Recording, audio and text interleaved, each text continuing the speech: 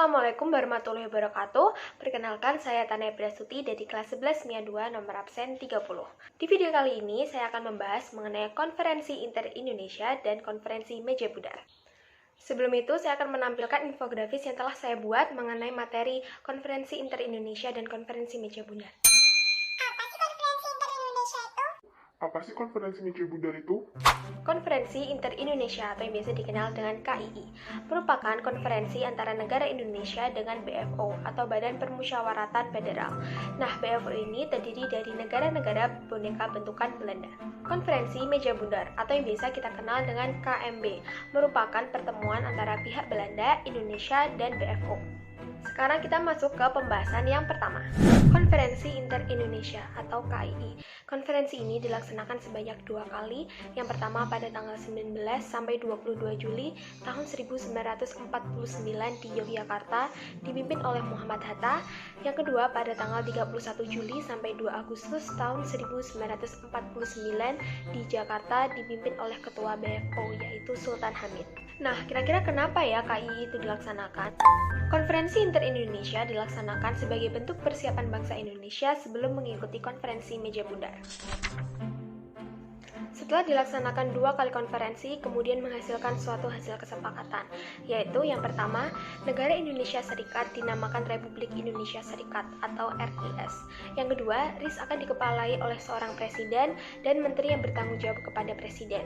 Soekarno-Hatta akan menjadi presiden dan wakil presiden. Yang ketiga, RIS akan menerima penyerahan kedaulatan baik dari RI maupun dari Kerajaan Belanda. Yang keempat, Angkatan Perang RIS adalah Angkatan Perang Nasional. Presiden RIS adalah Panglima Tertinggi Angkatan Perang RIS. Setelah dilaksanakannya konferensi Inter-Indonesia atau KII menimbulkan beberapa dampak, antara lain, yang pertama kondisi politik dalam negeri Indonesia sangat kondusif menjelang KMB.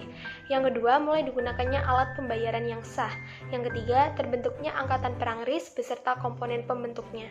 Yang keempat, disepakati bendera, bahasa, dan lagu kebangsaan RIS. Sekarang kita lanjut ke pembahasan yang kedua. Konferensi meja budar atau KMB. Berbeda dengan KII, konferensi meja budar hanya dilaksanakan sebanyak 1 kali, yaitu pada tanggal 23 Agustus sampai 2 November tahun 1949 di Den Haag, Belanda. Nah, kira-kira kenapa ya KMB itu dilaksanakan? KMB dilaksanakan karena sesuai dengan hasil perjanjian Romroyen bahwa Indonesia bersedia mengikuti KMB agar penyerahan kedaulatan disegerakan. Dari dilaksanakannya konferensi meja budar dihasilkan suatu hasil kesepakatan, yaitu yang pertama, Belanda memberi pengakuan kedaulatan akan Republik Indonesia Serikat atau RIS sebagai sebuah negara merdeka. Yang kedua, pengakuan kedaulatan harus dilakukan selambat-lambatnya pada tanggal 30 Desember tahun 1949. Yang ketiga, status Provinsi Irian Barat harus ditentukan dan diselesaikan paling lama dalam waktu setahun setelah pemberian pengakuan kedaulatan. Yang keempat, dibentuknya Uni Indonesia Belanda untuk bekerja sama antara RIS dan Belanda. Uni tersebut dipimpin oleh Raja Belanda.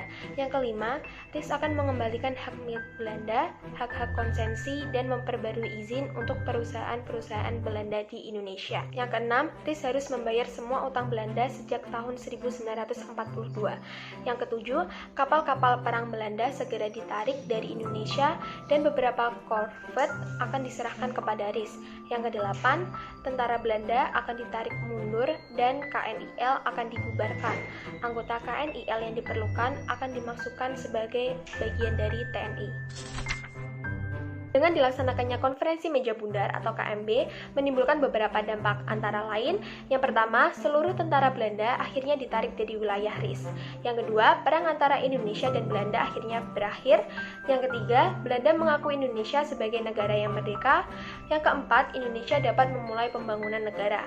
Yang kelima, demokrasi tidak terlaksana dengan terbentuknya RIS. Yang keenam, tertundanya penyelesaian masalah Irian Barat. Yang ketujuh, Republik Indonesia terbagi menjadi negara Indonesia Timur, negara Jawa Timur, negara Pasundan dan Jakarta, negara Sumatera Timur, negara Sumatera Selatan, Jawa Tengah, dan negara serikat lainnya. Sekian video pembahasan saya mengenai konferensi Inter-Indonesia dan konferensi meja budar. Apabila ada kata-kata yang kurang berkenan, saya mohon maaf. Terima kasih. Wassalamualaikum warahmatullahi wabarakatuh.